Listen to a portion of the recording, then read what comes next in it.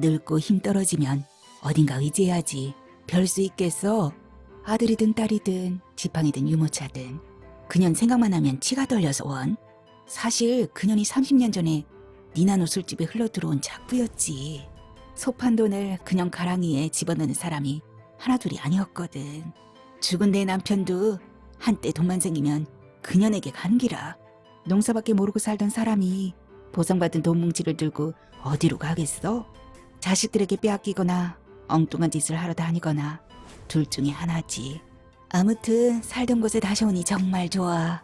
그래도 돌아보면 험한 세상을 참 잘 살아왔다는 생각이 들어. 일찌감치 과부가 된 것만 빼면. 은행나무 그늘 고급난.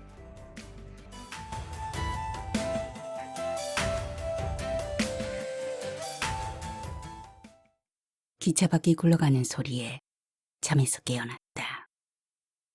나는 한동안 방바닥에서 전해오는 진동에 몸을 맡기고 누워 있었다. 눈을 떴을 때 내 시야에 들어온 것은 벽에 걸린 전자시계의 빨간 숫자였다. 2시 30분, 2시 31분, 2시 32분, 2시 33분. 벽시계는 마치 숨을 쉬는 것처럼 깜박거렸다. 침대 쪽으로 귀를 기울였다. 가랑가랑 남편이 쉬는 숨소리가 안도감과 평화로운 느낌으로 부드럽게 나를 감싸 안았다. 요즘 들어 남편은 마치 배터리가 떨어진 낡은 인형처럼 쇠약해졌다. 며칠 전부터는 그가 가장 즐겨하는 일, 마루에 놓인 낡은 흔들의자에 앉아서 햇볕 바라기를 하는 일조차 할 수 없었다. 밤이 되면 나는 불안했다. 몇 년 동안 일을 해본 경험으로 볼 때 새벽녘에 임종하는 사람이 많았다. 이틀 전 남편이 의식을 놓았을 때도 나는 그저 날이 새기만 기다리고 있었다. 무서웠다. 남편이 세상을 떠난다는 사실보다 온갖 부정적인 생각들의 소용돌이 속에 휩싸여 나는 헤어날 수 없었다. 다행히 새벽 3시쯤 그는 몰아쉬던 숨을 내쉬었고 숨가쁘게 뛰던 나의 심장도 조용해졌다. 따지고 보면 죽고 사는 것이 숨길 하나에 달려 있었다.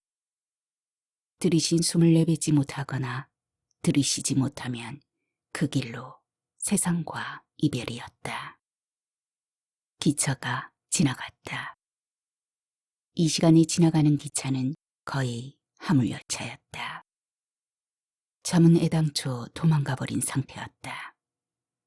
나는 그 기차의 꼬리를 잡고 두서없이 떠오르는 생각들과 숨바꼭질을 하기 시작했다.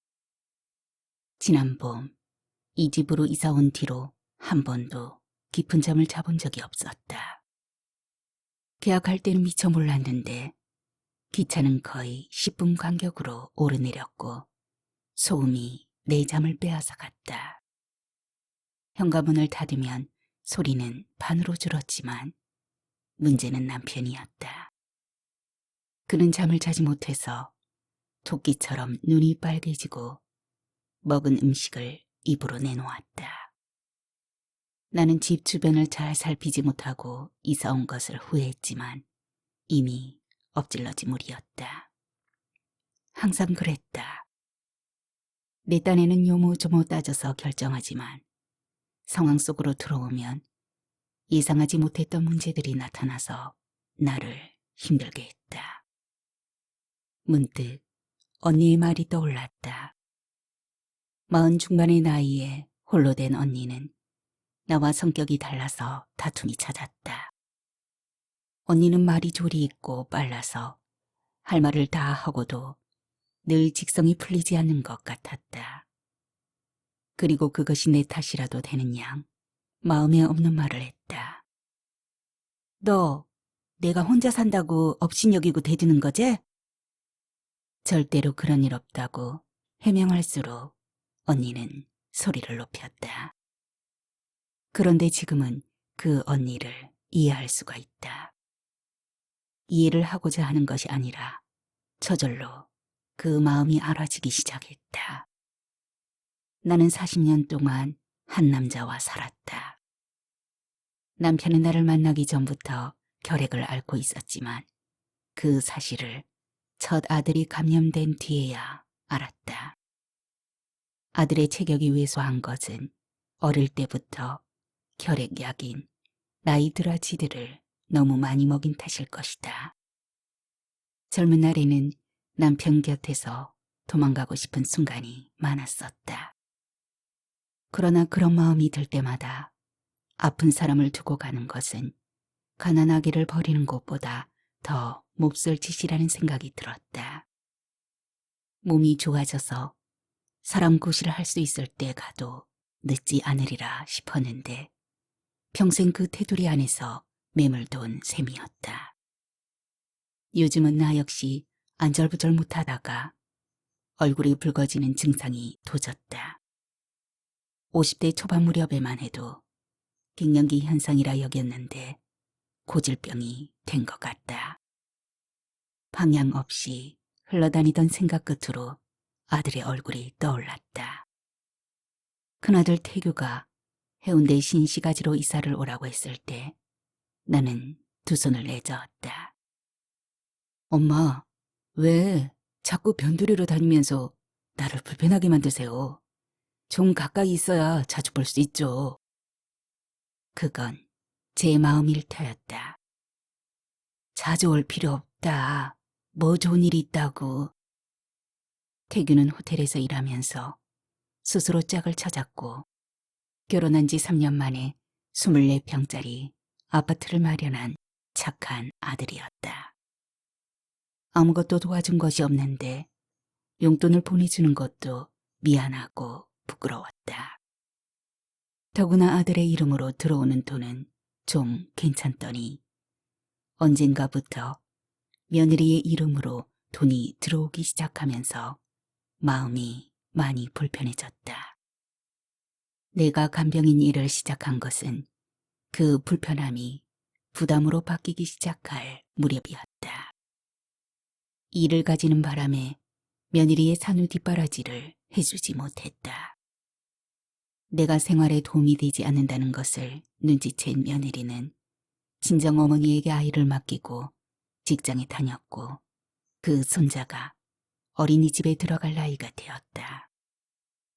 2년 전 지방 결혼식장에서 오랜만에 친척들을 만났다. 언니, 어디 살아요? 오빠는 여전히 몸이 아파요? 활짝 웃으며 손님을 맞던 신우이는 나를 보며 우는 신용을 했고 나를 만나는 사람들은 모두 신우이처럼 울상을 지었다. 아이고, 동서 고생이 많지? 그 결혼식장에서 며느리를 만났다. 며느리는 아주 어색하게 웃으면서 내 눈길을 피했고 손자는 안아보려는 내 손길을 뿌리치며 혀짧은 소리를 질렀다. 싫어. 아니, 얘가 왜 이럴까? 며느리가 아이를 달래는 것을 뒤로하고 나는 슬그머니 예식장을 빠져나왔다. 얼굴이 확확 달아오르고 심장에서 방망이질하는 소리가 들렸다. 그날부터 도진병이 갈수록 심해졌다. 사실 이사할 생각은 전혀 없었다. 오래된 주택가 단칸방에서 우리는 5년 가까이 살았고 보증금이 얼마 되지 않아서 반반한 곳으로 옮길 엄두조차 낼 수 없었다. 그런데 집주인이 새로 건물을 짓는다고 비워달라는 바람에 이사를 하지 않을 수 없었다. 나는 변두리 도시를 돌아다니다가 물금역 부근에서 전봇대에 붙은 벽보를 보았다. 독채, 방 2칸, 입식 부엌, 현대시설 완비, 달세 가능. 눈이 번쩍 뜨이는 가격이었다. 하지만 막상 가보니 허리가 굽은 노인처럼 불안해 보이는 빈집에 쓰레기가 가득 쌓여 있었다. 대문 앞에서 돌아서는데 햇살이 가득 내려앉은 마당을 반쯤 가리고 있는 키 큰 나무 한 그루가 눈에 들어왔다. 막 움을 틔우는 자잘한 나뭇가지들이 잎센 바람에 그네를 타고 있었다. 나무 그늘 아래서 살고 싶다는 마음이 일어났다. 앞뒤 따질 것 없이 집 주인에게 계약을 하겠다고 전화했고 주인은 단숨에 달려왔다. 얼굴에는 세월의 흔적이 뚜렷했지만 차림새는 낡은 기와집과 전혀 다른 분위기를 가진 여자였다. 물금 시내에서 다방을 하고 있다는 김마담은 얼굴에 웃음을 담뿍 싣고 말했다. 내가 너무 바빠서 집에 신경 쓸 틈이 없어요. 그냥 내 집이라 생각하고 사세요. 청소도 해주고 싱크대도 하나 넣어드릴게요. 그런데 전세금은 미리 주세요. 얼마 되지 않는 돈이니까. 집 수리하고 나면 남는 것도 없어요. 사실 그 돈으로 독재를 얻는다는 것은 어림도 없었다. 게다가 주인이 얼마 되지 않는 돈이라고 하니 계약한 뒤에 돈을 주겠다는 말이 나오지 않았다. 계좌번호가 바로 계약서지 뭐. 안 그래요? 에구, 벽에 페인트질도 좀 해야겠네. 아줌마는 어떤 색을 좋아하세요? 아니, 그냥 알아서 해주세요. 그러나 이사 온 날, 내 기대는 어이없이 무너지고 말았다. 집은 하나도 달라진 것이 없었다. 김아담에게 연락을 했더니 그녀는 다급한 목소리로 말했다. 아줌마, 나 지금 서울 세브란스 병원에 와 있는데요. 친정 어머니가 돌아가셔서 정신이 없어요. 장례 치르고 내려가면 바로 사람을 보내 고쳐줄게요. 어이구, 미안해요. 나는 그런 줄도 모르고. 대충 마당에 있는 쓰레기를 치우고 방 하나에 짐을 몽땅 넣었다. 그러나 며칠을 기다려도 집을 고치러 오는 사람이 없고 김마담은 전화를 받을 때보다 받지 않을 때가 더 많았다. 용케 통화가 되면 김마담은 여전히 바쁘고 이상하게도 오히려 내가 사정을 해야 하는 입장이 되어버렸다. 돈을 미리 주면 집수리도 그만큼 빨라질 것이라 생각했는데 김마담은 별로 답답할 것이 없어 보였다. 따지고 보면 세입자가 오기 전에 한 번쯤 들러 페인트 칠을 했는지 벽지를 발랐는지 물이 새는 수도는 고쳤는지 싱크대는 넣어두었는지 확인하는 것이 순서였다. 볼품없는 살림살이이지만 물건들을 제자리에 놓지 못하니 속이 상했다. 어쩌다 통화가 되면 항상 발등에 불이 떨어진 다급한 목소리가 되돌아왔다. 한 달을 그렇게 보낸 뒤에 나는 김마담이 운영하고 있다는 다방을 찾아 나섰다. 작은 마을이니 쉽게 찾을 것이라 생각하고 나섰는데 완전히 오산이었다. 부광다방, 초원다방, 송원다방, 한강다방, 물보라다방, 히커피숍, 나그네다방, 왕비다방, 무려 8군데나 되는 다방을 다 돌아다닌 끝에 환희다방에서 김마담을 만날 수 있었다. 남자들과 어울려 화투를 치고 있던 김마담은 나를 보더니 반색을 하며 일어서서 말했다. 아이고 아줌마, 우리 어머니가 암으로 입원하는 바람에 요때 병원에 있다가 조금 전에 왔어요. 청천벽력이 따로 없어요. 위안 말기라는데 어떻게 해야 좋을지 몰라. 그래도 사람이 예의가 있지. 내일은 공사를 시작합시다. 김마담은 내가 화가 나 있다고 생각했던지 변명을 쏟아내었다. 예, 나는 목이 소리만 하게 말하고 허둥지둥 다방을 나왔다. 함께 있던 남자들이 한꺼번에 시선을 보내는 바람에 얼굴이 확확 달아올랐다. 이상하게도 내 흰머리가 부끄럽고 속상했다. 왜 그런 마음이 일어나는지 참 답답한 노릇이었다. 어쩌면 오랫동안 환자들을 돌보는 일만 하고 살아서 그런지 모를 일이었다. 사실 나는 중환자실에서 일할 때가 편했다. 살아있는 사람들은 알고 싶은 것이 많고 시끄럽고 복잡했다. 허둥지둥 걸어오다가 나는 고개를 갸웃했다. 참 이상하다. 얼마 전에 어머니 장례식을 치르느라 서울에 있다고 했는데 어머니 병문안을 다녀오다니? 다음날 김마담이 오면 그 까닭부터 물어봐야겠다고 다짐했다. 그러나 다음날도 그 다음날도 김마담은 나타나지 않았다. 보름을 더 기다리다가 나는 작정을 하고 김마담을 찾아갔다. 내가 직접 사람을 불러 집을 고칠 테니 영수증을 보고 돈을 지불하라고 했더니 돈이 많이 든다고 오리발을 내밀었다. 억울했다. 살아오는 동안 나는 대체로 억울한 일을 많이 당했고 그때마다 해명하거나 바로 잡으려고 들었는데 그런 시도가 싸움으로 연결될 때가 많았다. 그러나 싸움을 해서 내가 이긴 적은 거의 없었다. 국리를 거듭한 끝에 김마담에게 타협안을 내놓았다. 재료비만 주면 내가 직접 집을 고쳐서 살겠다고 했더니 김마담은 우려했던 것보다 쉽게 허락하는 것이었다. 사실 나는 셋집을 전전하면서 도배를 하거나 페인트를 칠하는 등의 자잘한 수리는 스스로 해왔었다. 결국 나는 한 달 가까이 집수리에 매달려 있었다. 벽에 낀 곰팡이를 벗겨낸 뒤 페인트를 칠했고 벽지를 손수 발랐다.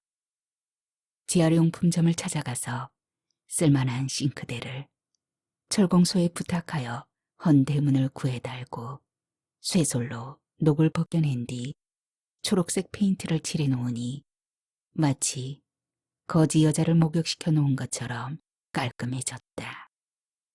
수리비를 주러 왔던 김마담의 얼굴이 꽃처럼 활짝 피어났다. 일꾼을 시켰으면 300만 원은 좋게 들었을 텐데 조금 모자라는 여자가 들어오는 바람에 절반도 안 들었다고 자랑을 하더라는 소문이 들렸다. 모자란다는 말이 그다지 고깝게 들리지 않았다. 싸우지 않고 일을 해결했으며 무엇보다 내 돈을 보태지 않고 일을 했으니 기분이 좋았다. 그러나 내 허리병을 악화시키는데 결정적인 역할을 한 것은 분명했다.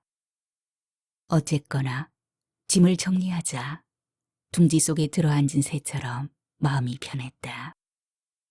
수도가 고장이 나서 아까운 물이 새어나가는 것이 마음에 걸렸지만 신경 쓸 필요가 없었다.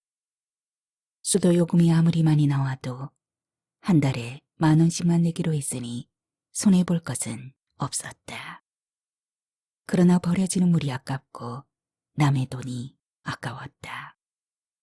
부산과 달리 이곳에는 한 달에 한 번씩 고지서가 나왔다. 10만 원 가까이 나오는 고지서를 김마담에게 전해줄 때마다 수도를 고치라고 했지만 김마담은 간섭하지 말라고 살랐다. 나중에 알고 보니 내가 이사를 오기 전부터 수도 공사를 한 사람과 몇 개월째 싸움을 계속하고 있다는 것이었다. 김마담은 나를 모자란다고 하지만 나는 김마담이야말로 옳은 정신으로 사는 사람이 아니라고 믿었다. 남편과 나는 밖에 나가지 않고 종일 집안에서 맴을 돌았다. 지하 단간 새방에서 홀로 있던 시간이 많았던 남편은 마루에 놓인 흔들 의자에 앉을 때마다 눈가에 주름을 잔뜩 만들며 웃었다. 내가 늦복이 많아서. 남편은 산자락을 배경으로 지나가는 기차를 볼 수 있어서 좋다고 했다. 기차가 지나갈 때마다 똑같은 말을 하는 남편의 목소리가 처음 듣는 것처럼 새롭고 든든했다. 사람도 서로 미워하면서 정이 드는 것처럼 나도 어느새 기차 소리가 기다려질 때가 많았다.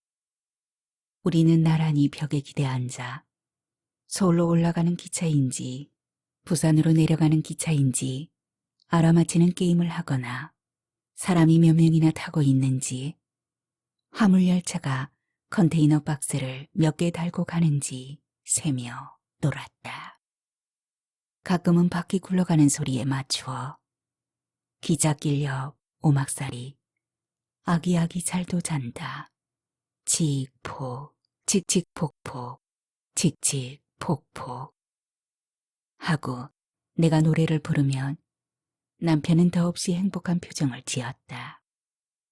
우리가 그렇게 마루에 앉아 노닥거리고 있으면 이웃 사람들이 두루미처럼 목을 길게 빼고 담안을 기웃거렸다. 그들과 눈이 마주치면 나는 날씨가 아무리 더워도 마루에 드리워진 커튼을 슬그머니 당겨버리거나 부엌으로 들어가 나오지 않았다. 밖에 나갈 일은 거의 없었다. 집안의 길 흉사는 남편의 병수발을 핑계로 그나들에게 미루어 버렸으니 친척들 만날 일도 없었다. 뭔가 궁금하고 심심하면 텔레비전 스위치를 켰다. 텔레비전은 전 세계 구석구석에서 무슨 일이 일어나고 있는지 손바닥 보듯이 알려주는 가깝고 친절한 친구였다. 친구. 나는 가끔 텔레비전이 아니라 서로 이야기를 주고받을 수 있는 친구가 그리웠다. 내게도 그런 친구가 있다. 친구 민자는 어릴 때부터 한 동네에 살았고 입에 든 것도 꺼내줄 정도로 친한 사이였는데 몇 년 전에 아들이 전원주택을 지어 모셔가 버렸다.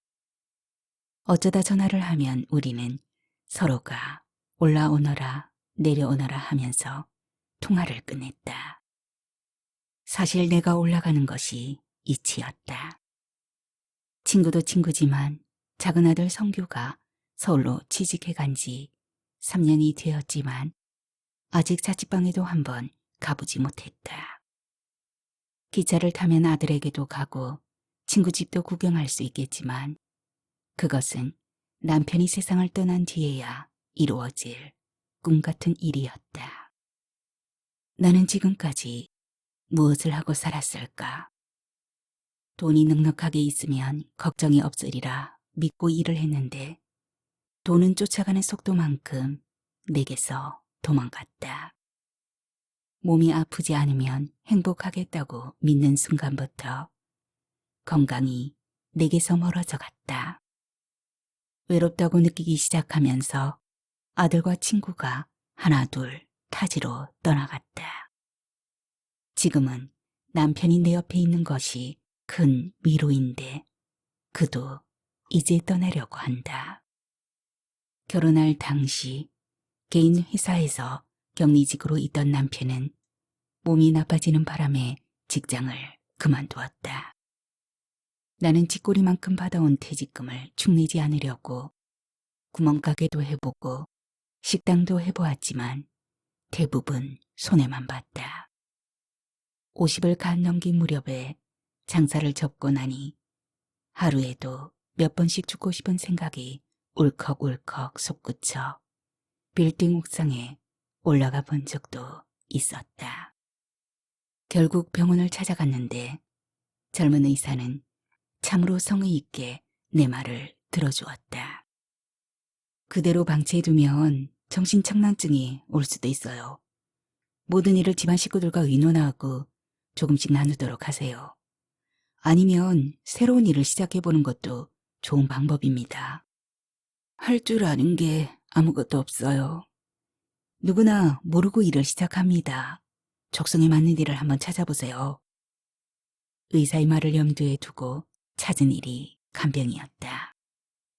그때는 일주일 정도만 교육을 받으면 바로 환자를 돌보는 일을 할 수 있었다.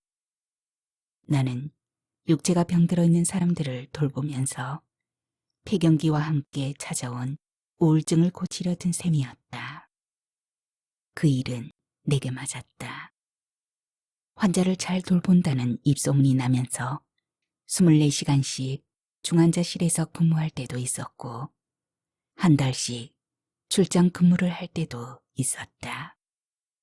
환자들을 돌보는 것이 내 적성에 맞았고 수입도 짭짤했지만 정작 남편을 돌볼 수 없는 것이 마음에 걸렸다.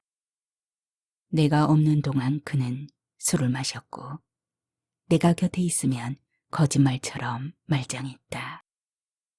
10년 이상 하던 간병일을 그만둔 것은 아들들이 직장을 잡으면서부터였다. 허리도 성치 않으면서 나는 두 아들의 성화에 결국 일을 그만두었다. 다른 것은 몰라도 아들 복은 있는 것 같았다.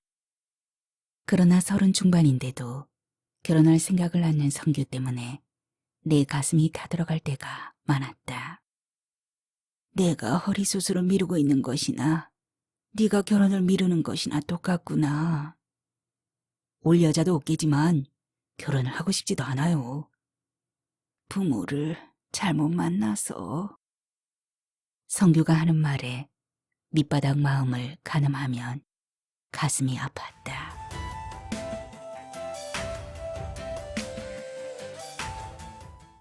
더위가 한풀 꺾이면서 현관문을 닫고 지내는 날이 많아졌다.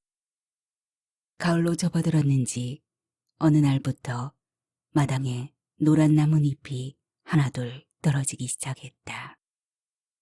우리 집 담과 옆집 담 사이의 빈 공간에 장정 두 사람 하나도 됨직한 은행나무였다. 나는 부채꼴 모양의 잎사귀가 모여서 만들어 놓은 그늘에 서서 나무와 눈을 맞추었다. 그 잎사귀들 사이에 콩알만한 열매가 촘촘하게 달려 있었다. 은행. 아침에 일어나면 허리에 밴드를 조여매고 빗자루로 마당을 쓸었다. 허리를 구부르기 힘들 정도로 아프면 앉은 자세로 쪼작쪼작 낙엽을 쓸어 모아 마대에 담아 모았다.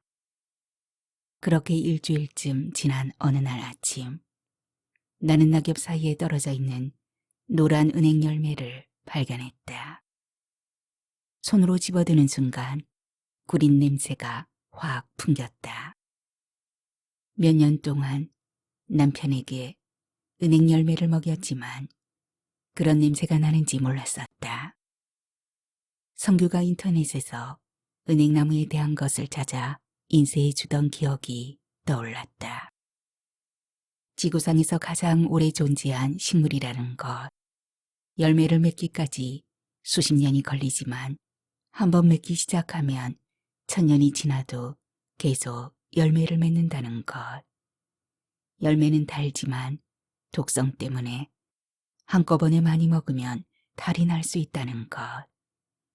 결핵이나 기관지병을 치료하는데 좋다는 내용이었다. 나는 그 종이를 싱크대 위에 붙여놓고 아들을 대하듯이 했다. 은행알을 손바닥에 올려놓고 나무를 쳐다보았다. 의젓한 모양새가 세월의 물살을 헤쳐온 나무다운 품격을 가지고 있었다. 달려있는 열매는 어림잡아도 면마른 족이 되어 보였다. 나는 갑자기 나무에 존경심이 생겨서 두 손을 모아 허리를 구부렸다. 어찌 보면 껍질에서 나는 고약한 냄새는 은행나무가 오랜 세월을 살아남을 수 있는 무기이고 사랑이라는 생각이 들었다. 내 마음에 응답을 하듯 가지 사이에 둥지를 틀고 있던 까치 한 마리가 부드덕 날아올랐다. 몇 개의 은행잎이 노랑나비처럼 팔랑팔랑 내 머리 위에 떨어져 앉았다. 나는 주운 은행을 내가 가져도 되는 것인지 옆집에 가져다 주어야 할지 조금 망설이다가 일단 소쿠리에 모으기로 작정했다. 그날부터 새로운 기쁨이 생겼다. 바람이 부는 밤이면 후드득 은행알 떨어지는 소리가 들리는 것 같고 그 기대는 어긋나지 않았다. 나는 아침마다 은행을 주었고 주운 숫자만큼 나무에게 절을 했다. 아침 먹은 설거지를 끝낸 한가한 날이었다. 다른 날보다 수확이 많아서 나는 꼬리를 물고 지나가는 기차를 바라보며 노래를 부르고 있었다. 흔들 의자에 앉아 그런 내 모습을 바라보며 웃던 남편이 턱으로 무언가를 가리켰다. 창문을 열고 밖을 내다보니 파란 티셔츠를 입은 한 할머니가 사다리 위에 올라가서 작대기로 나뭇가지를 후려치고 있었다. 그 모습이 위태로워 보여서 갑자기 내 다리가 후들후들 떨렸다. 사다리 위에서 문득 나와 눈이 마주친 할머니는 손가락으로 입술을 꾹 누르더니 밖으로 나오라는 신용을 했다. 오라, 저 할머니가 나무 주인이구나. 나는 할머니가 시키는 대로 마당으로 나와서 엉거주춤 서 있었다. 뭐하고 있노? 빨리 주워 담으라니까. 할머니는 속삭이듯이 그러나 바르게 말했다. 나는 잎사귀 속에 떨어져 있는 은행 알맹이를 비닐에 주워 담으면서 그동안 모아놓은 것을 모두 돌려주어야겠다고 생각했다. 그때 골목에서 고함 소리가 들렸다. 이게 뭐하는 짓고? 담밖으로 고개를 내밀어 보니 입고 있는 조끼만큼 붉은 얼굴을 한 여자였다. 파란 티셔츠 할머니가 슬그머니 한 발을 내려놓더니 아이고 시끄러워라. 기차발통을 삶아 먹었나? 하며 눈을 흘겼다. 그러자 맞은편 골목 귀퉁이에서 또 한 여자가 튀어나왔다. 바글바글 볶은 머리카락이 노랗게 물든 은행잎을 닮은 여자였다.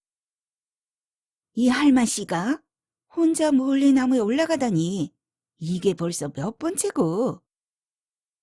노랑머리는 사다리에 대고 삿대질을 하며 소리를 버럭버럭 질렀다. 허짜, 젊은 기 참말로 이별나다. 목소리가 와 그렇게 사납노?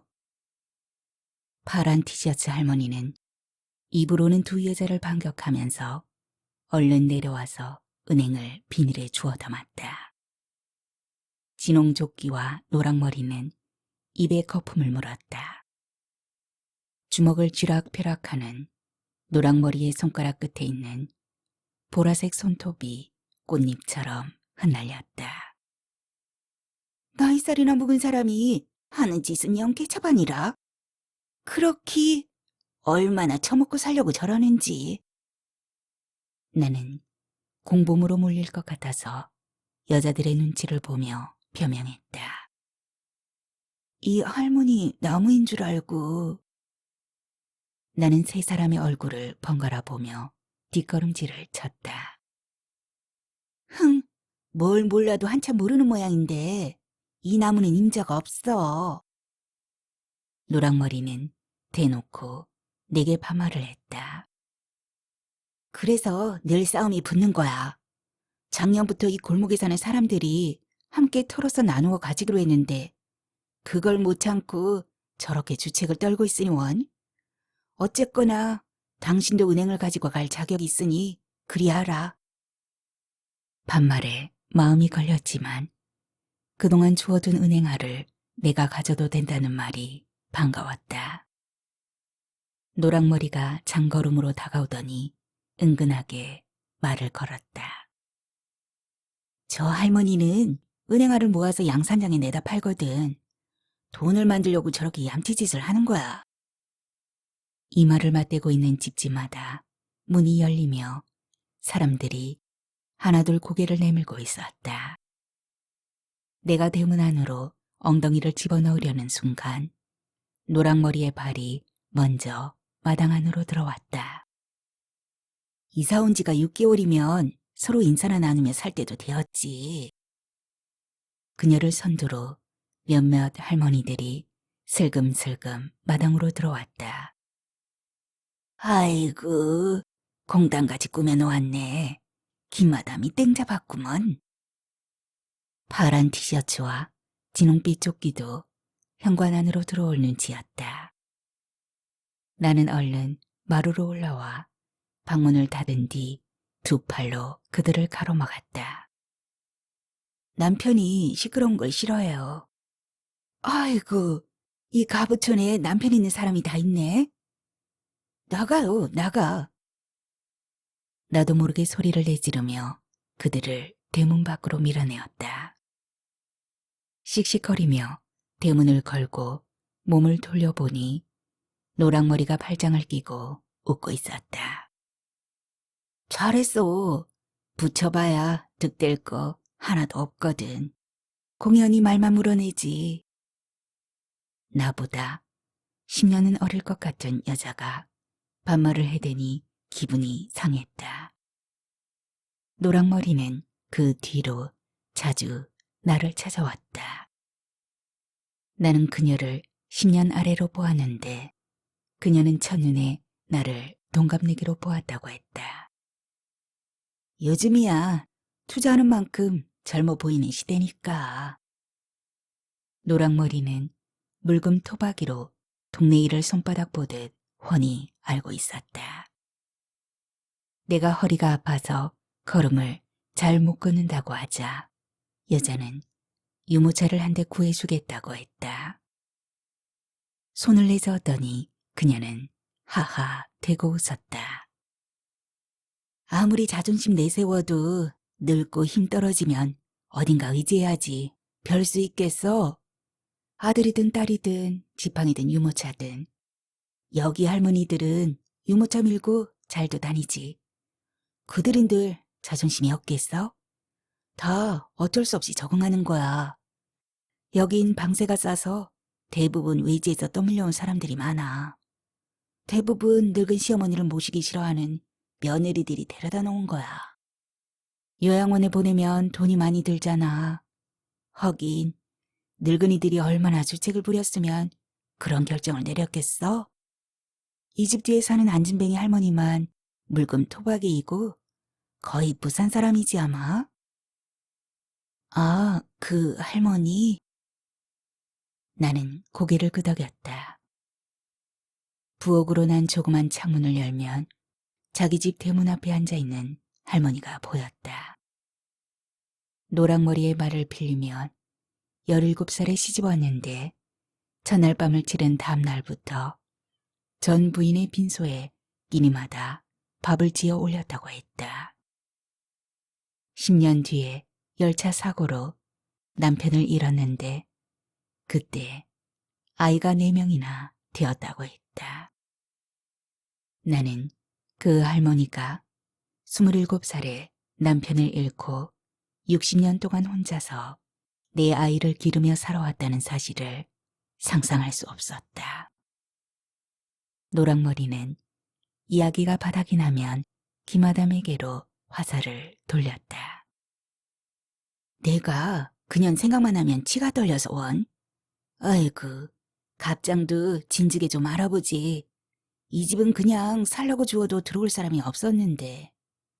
사실 그년이 30년 전에 니나노 술집에 흘러들어온 작부였지.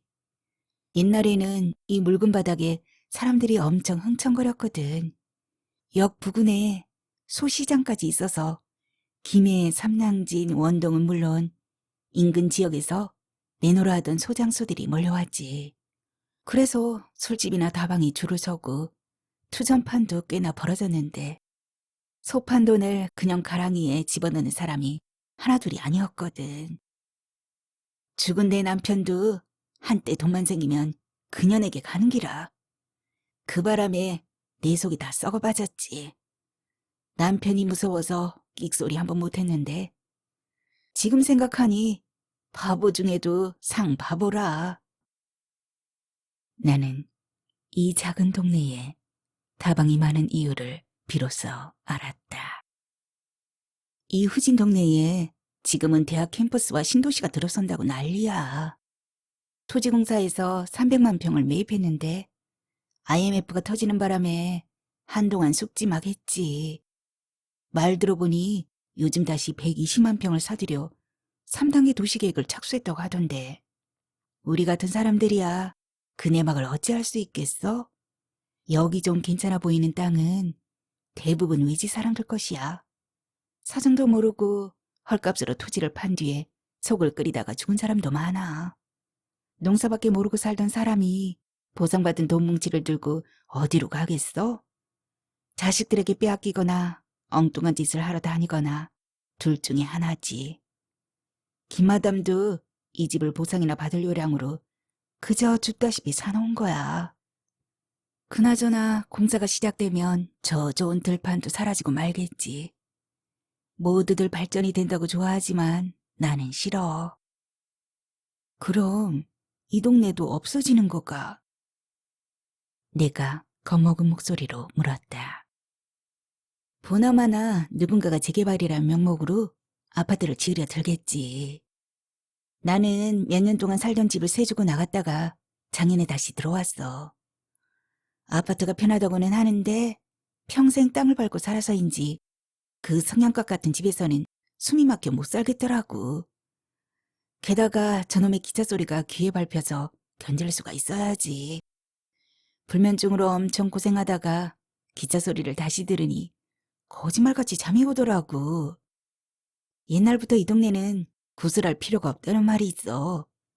저 기차 소리가 밤낮으로 집을 흔들어주니까 귀신이 어지러워 접근을 못하거든. 노랑머리는 낄낄거리며 웃었다.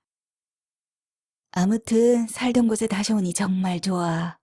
거기다가 갑장같이 좋은 사람도 만났고. 어휴, 나 좋다는 사람 처음 보겠네. 모자란다는 말은 들었지만. 나는 두 손을 휘휘 저으며 느닷없이 달아오르는 얼굴을 식혔다. 아마 김마당 그 못된 년이 그런 말을 흘리고 다녔을 거야. 그녀는 그런 것을 구분할 줄 모를걸? 난 갑장을 보는 순간 오랜만에 사람을 만났다는 생각에 마음이 다 들뜨더라. 우리 말띠들이 본래의 팔자가 사납다고 하지. 그래도 돌아보면 험한 세상을 참 잘 살아왔다는 생각이 들어. 일찌감치 과부가 된 것만 빼면. 노랑머리가 후 한숨을 내쉬었다. 나는 새삼스럽게 집안을 둘러보았다. 이 동네가 없어지면 나는 어디로 가며 할머니들은 또 어디로 가게 될까? 집은 다시 지으면 되고 사람들은 다른 곳에 뿌리 내리고 살면 되겠지만 저 은행나무는 어떻게 될까? 은행잎과 함께 열매 몇 개가 마당에 떨어지는 것이 눈에 들어왔다. 나는 얼른 마당으로 나가서 은행 열매를 주었다. 그동안 모은 열매만 해도 벌써 2대 가까이 되었다. 거름을 준 적도 없고 물을 한번 뿌려주지 않았는데 가만히 앉아서 소득을 보는 것 같아 미안한 마음이 들었다. 마을 사람들이 함께 털어서 공평하게 나누자고 의논을 했다지만 그 약속은 지켜지지 않았다. 저절로 떨어지는 것이 많아질수록 골목은 더욱 시끄러웠다. 눈치를 살피다가 나뭇가지를 후려쳤고 떨어진 은행을 잽싸게 주워갔다.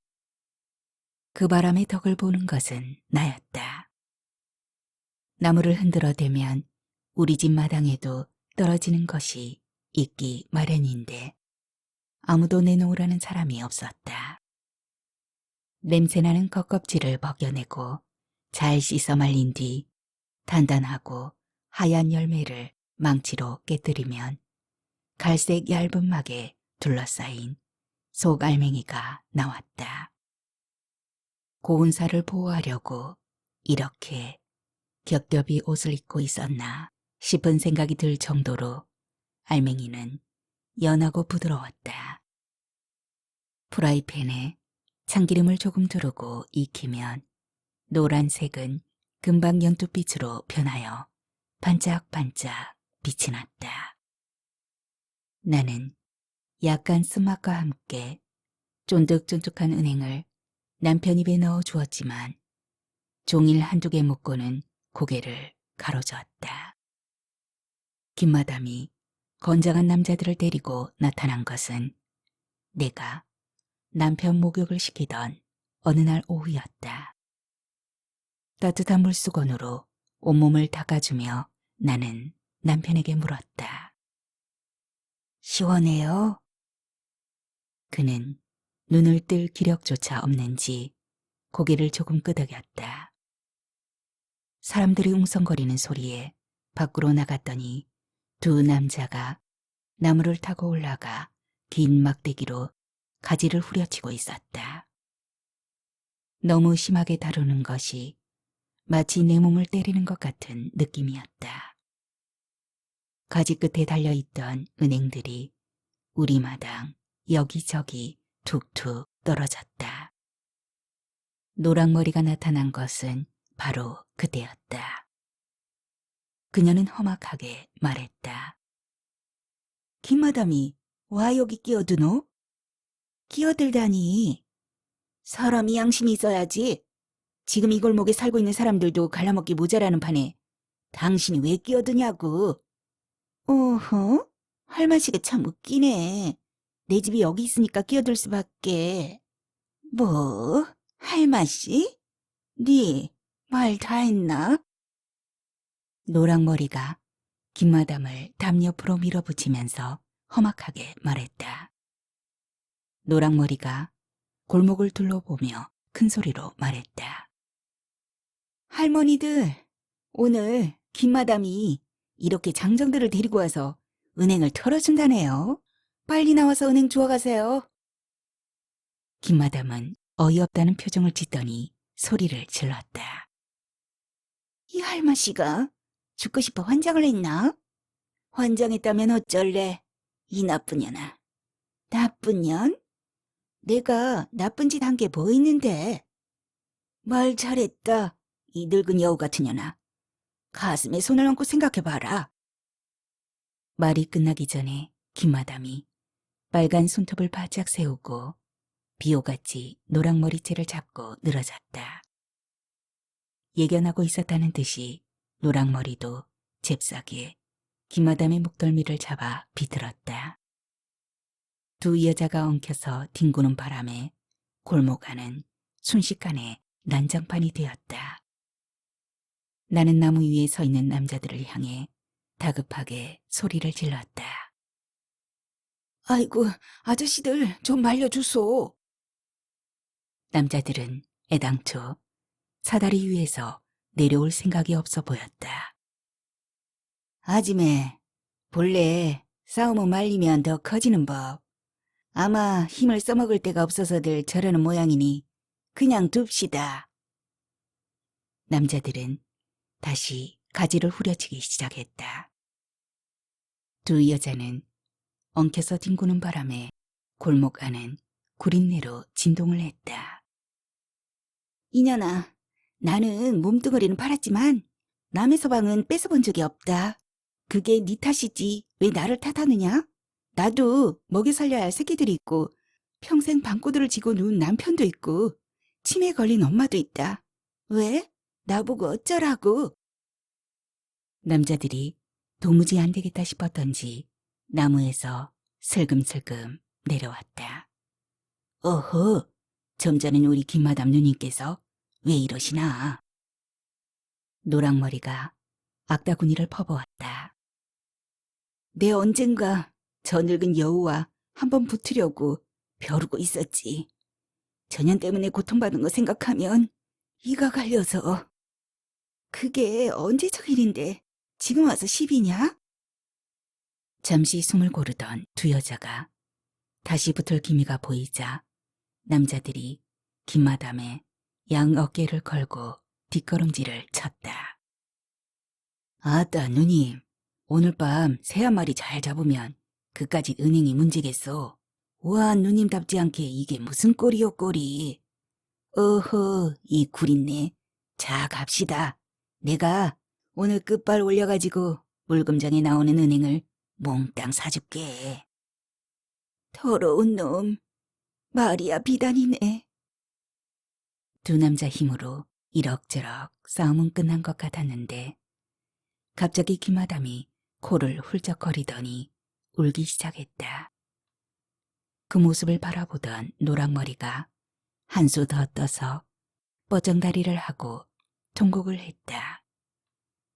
하나라도 더 죽겠다고 혈안이던 할머니들은 자리를 뜨는 것이 상수라 생각했던지 비닐봉지를 틀어지고 뿔뿔이 흩어졌다. 넋두리를 늘어놓으며 울던 김마담은 두 남자에게 끌려 골목을 벗어나면서도 노랑머리에게 욕설을 퍼부었다. 한마디도 빠지지 않고 맞장구를 치던 노랑머리도 옷에 붙어있는 은행잎을 툭툭 털며 일어났다. 갑자기 골목은 싱겁도록 조용해졌다. 나는 노랑머리와 눈을 마주치지 않으려고 은행나무를 올려다보았다. 은행나무는 아무 일도 없었다는 듯이 나를 내려다보았다.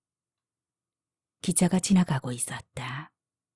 내 발바닥이 닿은 곳에서 우르릉 우르릉 소리가 났다. 나는 우리 집 탐에 가만히 몸을 기댔다. 기차가 지나가며 남긴 여운이 감미롭게 나를 감쌌다.